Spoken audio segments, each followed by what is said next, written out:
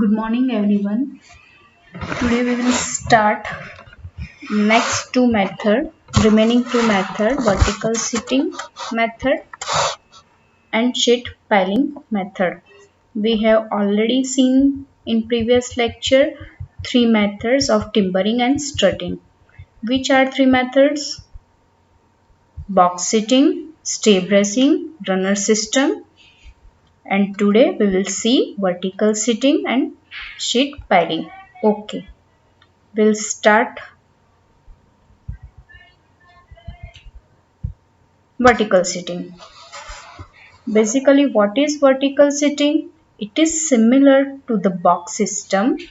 Only difference is that in this case, excavation is progressed in stages by providing an offset at the stage. This method is best suited for deep trenches in soft ground.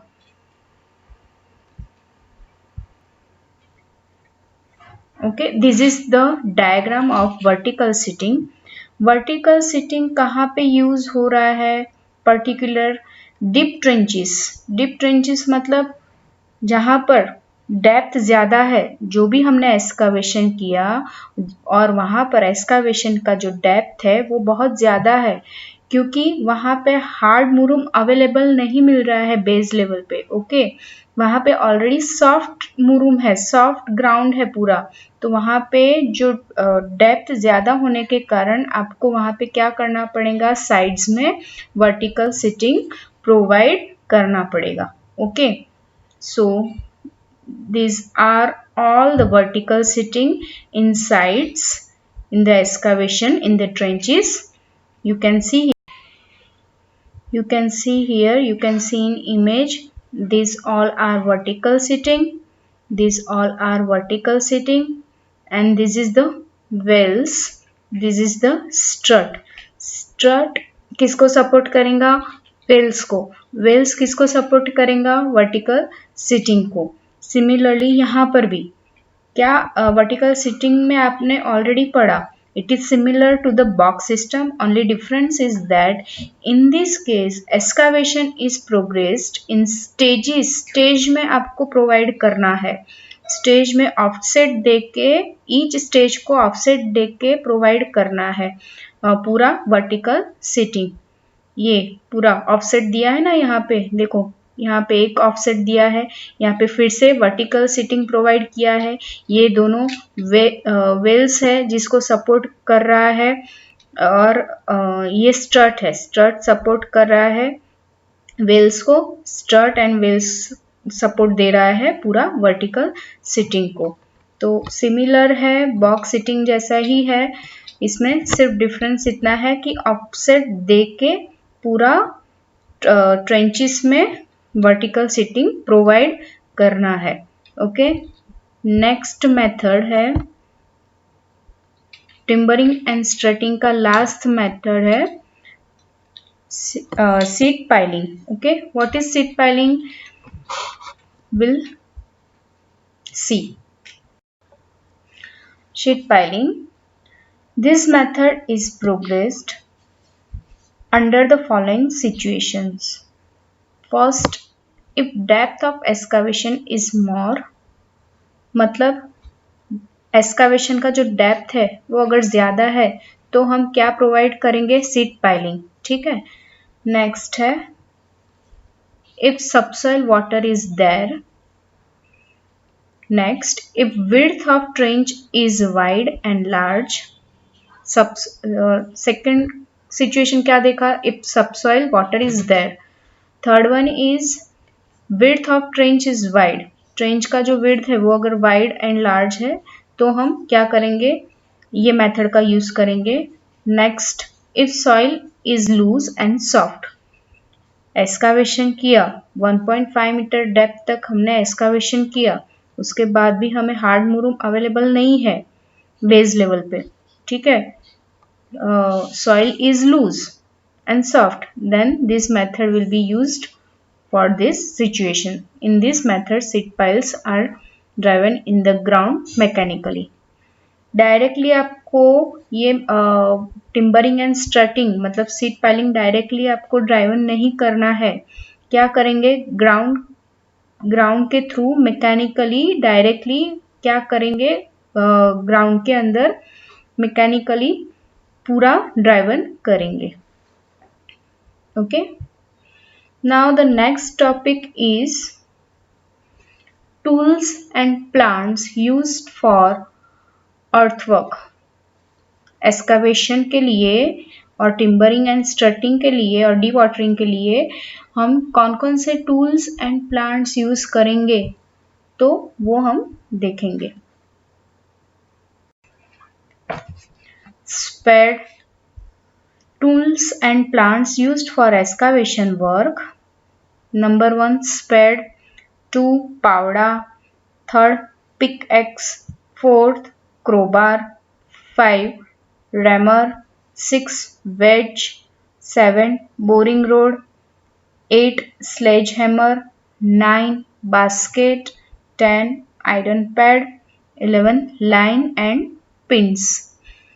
ये जो भी tools and plants है वो हम कहाँ पर use करने वाले हैं, अर्थवर्क के लिए, एक्सकवेशन वर्क के लिए। ठीक है, अर्थवर्क मैंने कल या परसों ही वो टॉपिक कवर किया। अर्थवर्क मतलब हम जो एक्सकवेशन करेंगे, एक्सकवेशन के लिए हम क्या करेंगे, टूल्स का यूज तो करेंगे ना। विदाउट टूल्स हम कैसे एक्सकवेशन कर सकते हैं, टिम्बरिंग एंड स्ट्रटिंग जैसे करना है या एक्सकवेशन करना है तो हमें क्या टूल्स की जरूरत पड़ेगी, बराबर है। Without tools we can not do anything. Okay, so these all tools are used for excavation work। ये इंपॉर्टेंट क्वेश्चन है, आपको ये क्वेश्चन पूछा जाएगा। ओके, तो डायग्राम के साथ आपको ड्रॉ करना है। अभी नेक्स्ट पीपीटी में मैं आपको डायग्राम दिखा रही हूँ। देखो, दिस इज स्पेड। ओके, आपने ये सारे टूल्स देखे भी होंगे साइट वर्क या आपके घर पे भी। ये कुछ जो छोटे टूल्स है वो आपके घर पे भी अवेलेबल हो सकते हैं, है ना। नहीं तो आपने साइट वर्क जहाँ पे चालू है, साइट वर्क का काम जहाँ पर चालू है तो वहां पे आपने देखा भी होगा। Spade, pickaxe, rammer, okay, crowbar, पावरा, ये है क्रॉबार, ये है पावरा, ये wedge, boring rod, line and pins, sledge hammer, iron pan. Okay, these all tools are used for excavation work। Now next is tools for excavation। क्या है ये? ओके,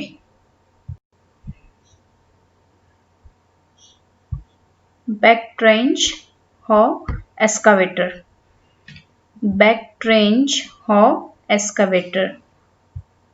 नेक्स्ट इज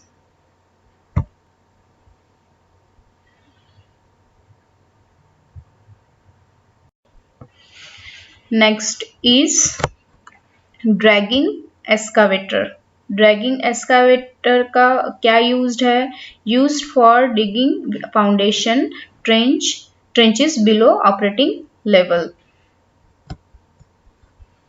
मतलब जब हम एक्सकवेशन करेंगे तो एक्सकवेशन के लिए क्या करना पड़ेगा, एक्सकवेशन करने के लिए ये टूल्स का हमें यूज करना पड़ेगा। क्योंकि जब एक्सकवेशन कर रहे हैं तो डेप्थ क्या है, 1.5 मीटर से ज्यादा भी हो सकता है डेप्थ, बराबर। तो उस टाइम पे हमें मैकेनिकली इंस्ट्रूमेंट, मैकेनिकली टूल का यूज करना जरूरी है। तब हम ये सारे टूल्स का यूज करेंगे, ड्रैगिंग एक्सकवेटर। एंड नेक्स्ट है skimmer excavator. For surface excavation and levelling के लिए हम स्कीमर एक्सकवेटर का यूज करेंगे फॉर डिगिंग एट और बिलो ऑपरेटिंग लेवल। तो ये सारे इंस्ट्रूमेंट हमें कब यूज करना है, जब एक्सकवेशन करना है तब ये सारे एक्सकवेशन करने के लिए या अर्थवर्क करने के लिए, ठीक है, या टिम्बरिंग एंड स्ट्रटिंग करने के लिए ये सारे टूल्स, ये सारे इंस्ट्रूमेंट का हम यूज करेंगे। Next PPT is lead and lift in excavation. Okay, what is lead and what is lift? Lead and lift are the terms related to excavation of earth or soil. In excavation, the horizontal distance is referred as lead and vertical distance is referred as lift. What is lead? We will see. The horizontal distance up to which a contractor will haul the material excavated and it is included in the rates of excavation is called as lead. Simple language में मैं अगर आपको बताऊं तो रास्ते से site तक का डिस्टेंस, मतलब कोई भी कॉन्ट्रैक्टर है उसको जैसे साइट पे मटेरियल लाना है, ठीक है, कॉन्ट्रैक्टर क्या करेगा, साइट पे अगर बिल्डिंग कंस्ट्रक्ट करना है तो उसके लिए मटेरियल तो लगते ही है। मटेरियल मंगाने के लिए, मटेरियल मंगवाते हैं, मटेरियल मंगवाने के लिए डायरेक्टली तो साइट पे मटेरियल नहीं पहुंच सकता। क्या करता है मटेरियल, ट्रक के थ्रू या कोई भी व्हीकल के थ्रू साइट तक तो पहुंचाएगा। तो कॉन्ट्रैक्टर जब वो मटेरियल मंगवाता है तो रास्ते से साइट तक लेके आना मटेरियल, तो उसको हम क्या बोलेंगे, horizontal distance, means that is called as a lead. Okay, and what is lift? Lift means the vertical distance up to which a contractor will haul the material excavated and it is included in the rates of excavation is called as lift. मतलब site to excavation, अभी जैसे site पे तो आ गया, ठीक है, horizontal distance, lead मतलब horizontal distance, रास्ते से साइट पे तो आ गया। साइट पे आने के बाद जब हम एक्सकवेशन करेंगे तो एक्सकवेशन करते समय साइट टू एक्सकवेशन जो हम मटेरियल को लिफ्ट करेंगे, साइट पे अपना मटेरियल आ गया है, ठीक है, construction material is on site, but site to excavation करने के लिए जो हम मटेरियल को लिफ्ट करेंगे उसको हम क्या बोलेंगे, एक्सकवेशन के लिए लिफ्ट। ओके, फिर से मैं पढ़ रही हूँ, the vertical distance up to which a contractor will haul the material excavated and it is included in the rates of excavation is called as lift. Okay, the lead of 30 meter is called as standard or normal lead. Okay, 30 metre का अगर distance है तो उसको हम क्या बोलेंगे, standard और normal lead. The lift of 1.5 metre is called as normal lift. Lift, lead and lift, lead मतलब 30 मीटर के डिस्टेंस को हम नॉर्मली क्या बोल सकते हैं, standard and normal lead. Lift, अब 1.5 मीटर तक एक्सकवेशन कर लिया, मतलब वहां तक हमने मटेरियल पहुंचा दिया, तो उसको हम क्या बोलेंगे, नॉर्मल लिफ्ट। ओके, नेक्स्ट है